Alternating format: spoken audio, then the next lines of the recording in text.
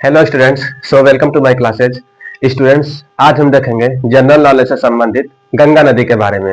गंगा नदी कहाँ से निकलती है, कहाँ पर प्रवेश करती है, उसकी सहायक नदियां कौन कौन सी है, उसके बारे में आज देखेंगे।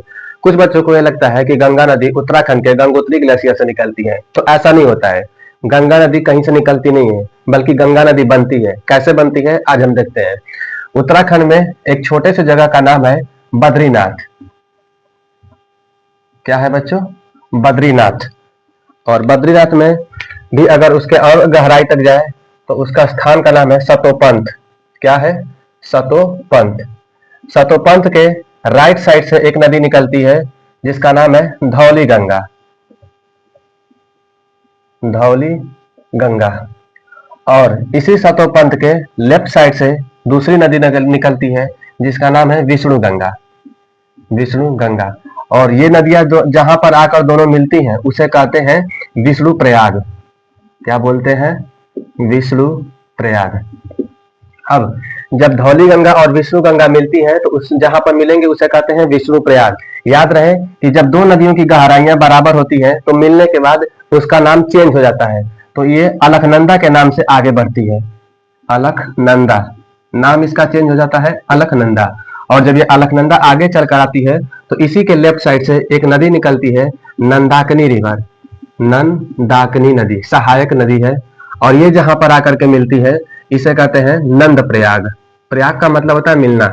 नंद प्रयाग। अब अलकनंदा और नंदाकिनी में गहराई अलकनंदा की ज्यादा होती है, इसलिए अलकनंदा के नाम से ही आगे बढ़ती है। कुछ दूर तक अलकनंदा के जाने के बाद इसी के लेफ्ट साइड से दूसरी नदी आती है जिसका नाम है पिंडार नदी। क्या है? पिंडार नदी। और ये जहां पर आकर मिलती है इसे कहते हैं कर्ण प्रयाग। कर्ण प्रयाग। और अलकनंदा और पिंडार नदी में अलकनंदा की गहराई ज्यादा होने के कारण ये अलकनंदा के नाम से ही आगे बढ़ती है। और कुछ दूर तक जाने के बाद उसके left side sorry right side से एक नदी निकलती है जिसका नाम है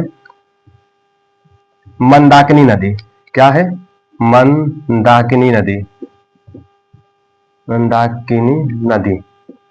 और ये जहां पर आकर मिलती है इसे कहते हैं रुद्रप्रयाग। क्या है बच्चों? रुद्रप्रयाग। अब अलकनंदा और अलकनंदा और मंदाकिनी नदी में भी अलकनंदा की गहराई ज्यादा होने के कारण ये अलकनंदा के नाम से ही आगे बढ़ती है। और कुछ दूर तक जाने के बाद इसी के राइट साइड से एक नदी निकलती है जिसका नाम है भागीरथी नदी। क्या है बच्चों? भागीरथी नदी। अब ये जहां पर भागीरथी आकर मिलती है इसे कहते हैं देवप्रयाग। देवप्रयाग। आप लोगों ने सुना होगा कि गंगा नदी देवप्रयाग में आकर के मिलती है।